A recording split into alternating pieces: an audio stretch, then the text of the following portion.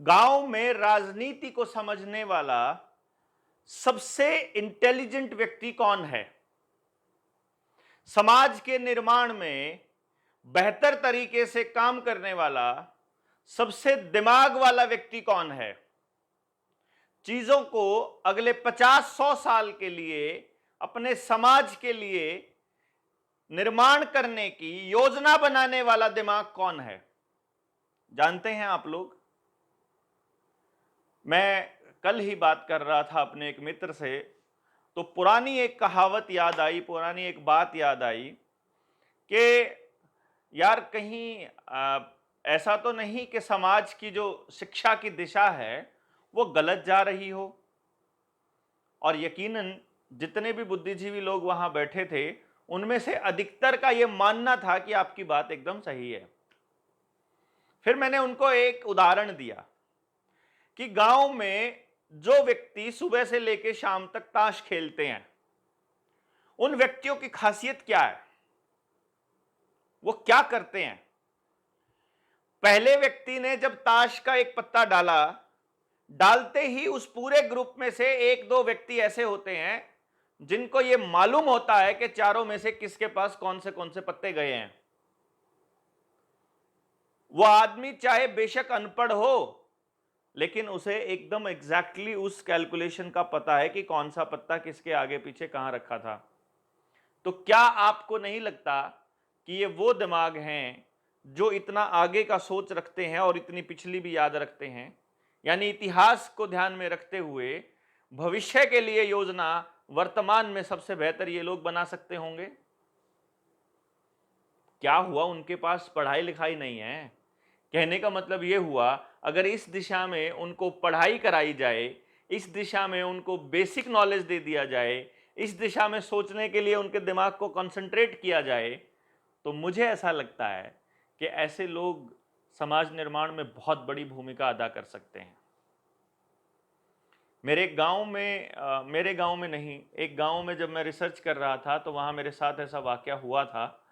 और मैं जब विजयपाल जी और वीरेंद्र जी की जो वीडियो है उसको जब मैं अपलोड करूंगा तो आप उस वीडियो को देखिएगा कि उनसे डिस्कशन हुआ था उस व्यक्ति का और वो क्या रहा होगा, मतलब किस तरह से वो बात कैसे निकली। ये बात मैं क्योंकि उस वीडियो को देख रहा था तो मुझे लगा कि चर्चा की जाए।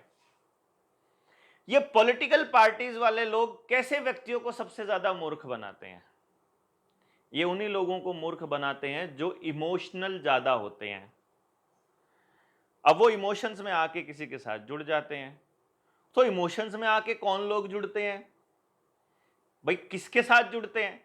तो वो किसी के साथ भी जुड़ जाते हैं। वो जिसके साथ भी जुड़ते हैं वो उनका शोषण ही करता है। वो कैसे कैसे हैं?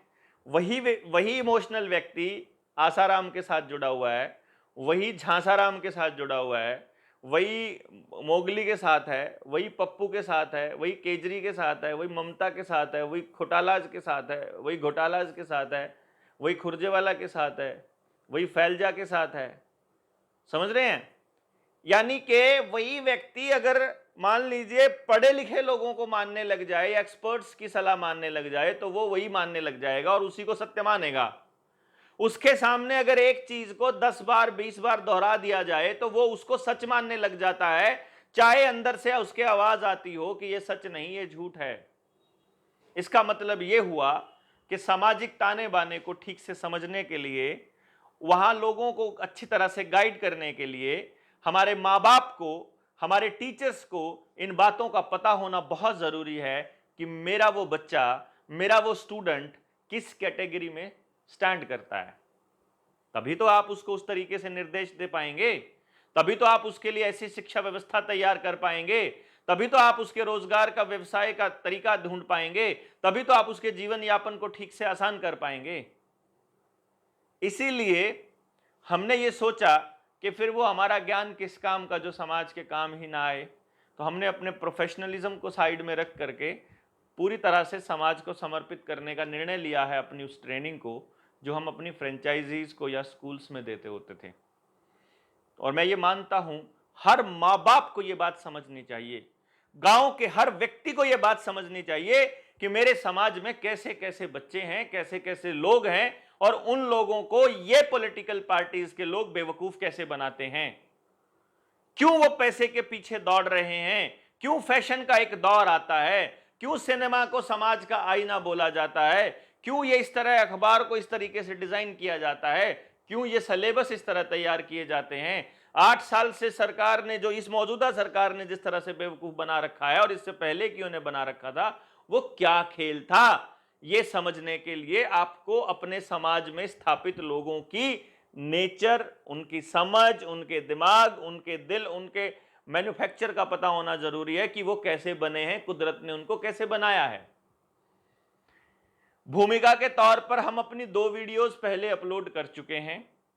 तीसरी वीडियो को अपलोड करने का हम इंतजार कर रहे हैं कि 12,500 तक फिर जब हमारे सब्सक्राइबर हो जाएं तो हम उस वीडियो को अपलोड करें।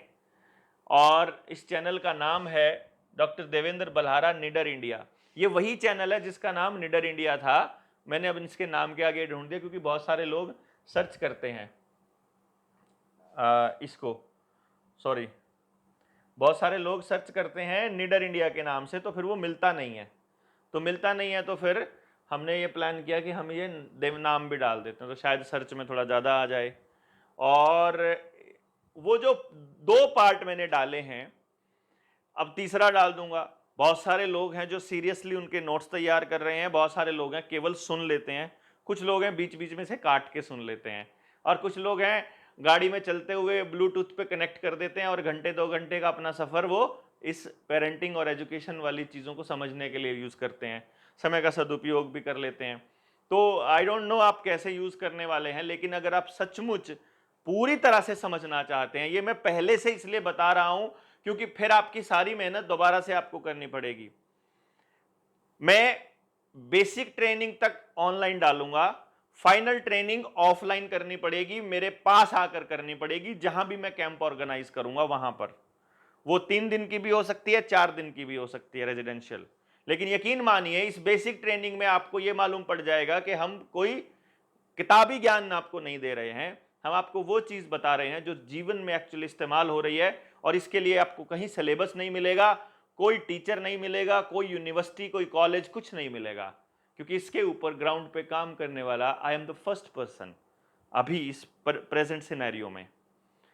तो इतनी गहराई से आपको बताने वाला भी कोई नहीं मिलेगा, इसकी गारंटी है। यूट्यूब भरा पड़ा है वीडियोस से, लेकिन आपको इस गहराई में नहीं मिलेगा। जो हम पार्ट 3 डालने वाले हैं वो आप जब देखेंगे तो आपको अपने आसपास के लोग दिखने शुरू हो जाएंगे। पार्ट 4 जब डालूंगा तो आपको और दिखने शुरू, जो बच गए थे वो। पार्ट 5 में और ज्यादा दायरा बढ़ता जाएगा। उसके बाद इंटरेस्ट एरियाज, लर्निंग मेथड्स, और फिर सारे इमोशनल क्वेश्चंस, क्यों कोई सुसाइड करता है की कोशिश करता है, क्यों किसी को ये चीजें पसंद नहीं, क्यों किसको क्या पसंद है, वो सब कुछ आपको सबका जवाब मिलेगा। लेकिन फाइनल ट्रेनिंग करने के लिए ये जरूरी है, पहली ट्रेनिंग से पार्ट से लेकर के और आखिरी तक आपको सभी के नोट्स तैयार करने होंगे। 3 पेन का इस्तेमाल करना है। एक पेन है आपका ब्लू, एक पेन है आपका ब्लैक, एक पेन है आपका रेड। ये बेस्ट सोल्यूशन है, ये कंपल्शन नहीं है, ये आपके बाध्य नहीं, आप एक पेन से भी लिख सकते हो, लेकिन बेस्ट रहेगा अगर आपके पास 3 पेन है। तो इसमें वो लिखना है जो मैं बोल रहा हूं, इसमें वो लिखना है जो आपको लगता है, आपको कोई बात समझ में आई कि हाँ जो अब मैंने बोला था आपको भी वैसे ही तजुर्बा है और आप उसका बखान लिखना चाहते हो, तो आप इसको ब्लैक पेन से लिख सकते हो। और रेड पेन से आपने अपने सवाल लिखने हैं या फिर कहीं पे कॉन्ट्राडिक्शंस हैं, कहीं पे मेरे बात से आप विचार से सहमत नहीं है, तो वो लिखना है। ये मैं हालांकि ऑडियो में भी मैं आपको भेजता हूं, जो भी व्यक्ति मुझसे ट्रेनिंग मांगता है मैं उसे जब उसका लिंक भेजता हूं तो ऑडियो में भी भेजता हूं। मैं इसके कैप्शन में, इसके डिस्क्रिप्शन में वो 2 वीडियोस और सेमिनार का जो लिंक है वो भी डाल रहा हूं। आप उन वीडियोस को सर्च, उस पर क्लिक करके आप पूरा ढूंढेंगे, नोट्स तैयार करेंगे। जब आप नोट्स बना लेंगे, हर पेज के ऊपर आपको एक चीज लिखनी है, ये 4 पार्ट लिखने हैं हर पेज के ऊपर, ऐसे ही लिखने हैं। ये डैश बेशक ना लगाएं, क्योंकि मैंने पिछली बार जब बताया था उसमें मैंने अभी तक किसी को बताया है तो ये वाला पार्ट नहीं बताया है कि ये जरूरी नहीं है लगाना। नोट्स ट्रेनिंग पार्ट 1, इसके अंदर आपको जो ये एन है, टी है और पी है, ये कैपिटल रखना है। फिर ये नेम ऑफ ट्रेनी, इसमें अपना नाम लिखोगे आप यहां पर, और नेम ऑफ ट्रेनर में मेरा नाम आएगा, और उसके बाद पेज नंबर 1, फिर पेज नंबर 2, फिर पेज नंबर 3, फिर पेज नंबर 4, 5, ऐसे चलता रहेगा। और ये प्रोसेस रहेगी आपकी इस चीज को समझने की।